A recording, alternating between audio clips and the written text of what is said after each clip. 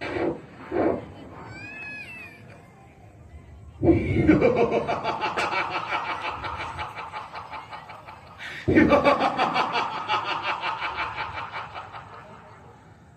खाए छोटी अलग, मुख बगती विहार, मानो चंद्रमा की गोद में खेलत नागकुमार।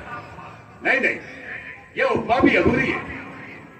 गोरे गोरे गाल पर ये काले काले बाल, या चंदन के वृक्ष से लिपट रहे व्याल।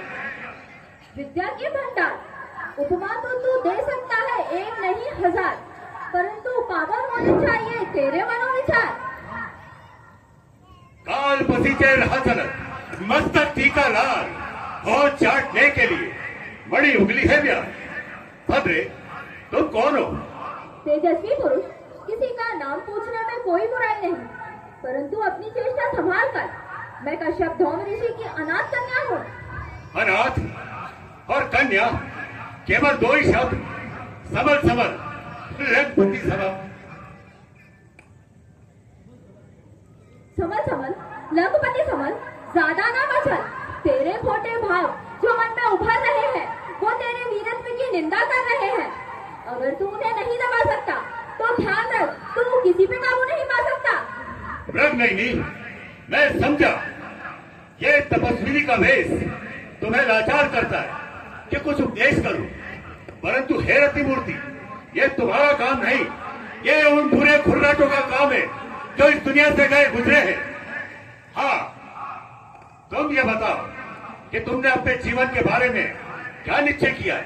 अर्थात वह कौन भाग्यशाली पुरुष होगा जो इस चंद्रमा से अमृत पिएगा, इन कोमल अंगों से जिएगा? यदि सीधे शब्दों में मेरे भावी पति का नाम पूछ लेते तो क्या होता? तो क्या तुम्हारी पंडिताई घट जाती? इस पर भी मैं तुम्हें बताती हूँ। मेरे भावी पति इस जगत के पालन करता श्री भगवान श्री विष्णु है। विष्णु? पर नास्तिक विष्णु? नास्तिक विष्णु और राक्षस का पाप, जगदीश्वर के प्रति ये दुर्भाग्य। निछावर क्रोध पर बलिहा, इन गुस्से के भोरों पर हुआ यौवन द्वारा आ गई सुर्खी कपोरों पर।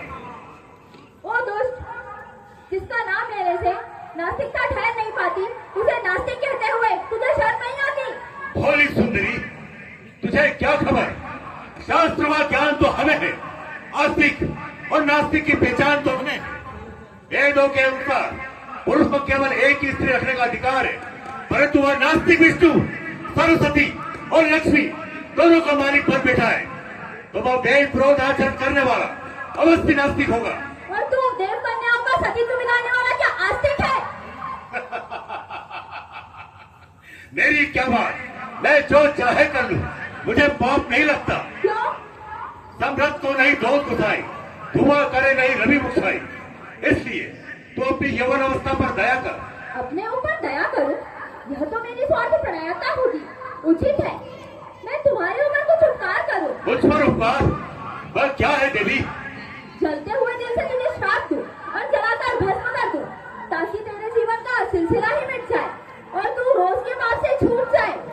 मैं मानता हूँ कि तुझमें पवित्र तपोबल द्वारा शत्रुओं को भस्म करने की शक्ति है, परंतु इस शक्ति का उत्तम उपयोग कर अपने क्रोध को जला और मेरे साथ राजमहलों का सुख हो। राजमहलों का सुख भोगूं? बकता है क्या?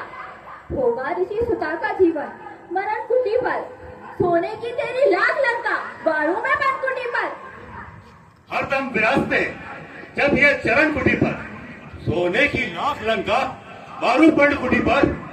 मंदोदरी को दिल से बुलाया, रानी तुम्हारी है मुख्य रानी, पूरी खुशी से जिसने लगाया, प्यारे पति पे मन कम मानी। मेरे लिए जो उसको बिछारा, विश्वास खोया अपनी जवानी। ऐसा ही धोखा मुझसे करोगे, जाती रहेगी जब ये जवानी। इतनी देर में तो मुझे 50 बार गुस्सा जाता है। ये तो तेरा ही कारण रोक रहा हूँ। इतनी देर में तो दूसरा 100 बार शरबत आता, परंतु ये तेरे ही कठोर वाक्य है जो अब तक मेरे पवित्र हृदय में छुरियां भोग रहे हैं। मैं जबरदस्ती नहीं करना चाहता, मैं चाहूँ तो तुझे अपने स्फूर्त सम्मान में रख कर ले जा सकता हूँ, लेकिन प्रेम के लिए मैं ऐसा नहीं कर सकता। जा है किस हवा में, जलाकर भस्म कर सकती हूँ केवल एक इशारे में, मगर ये श्राप देती हूँ तो रहती हूँ गुस्सारे में। क्योंकि मैंने ही बड़ी शांति से यह तप किया है। अगर क्रोध मुझ पे काबू पा जाएगा तो मुफ्त ही मेरे तप का पुण्य और आत्मिक बल घट जाएगा। शांत हो, निर्भय बालक शांत हो।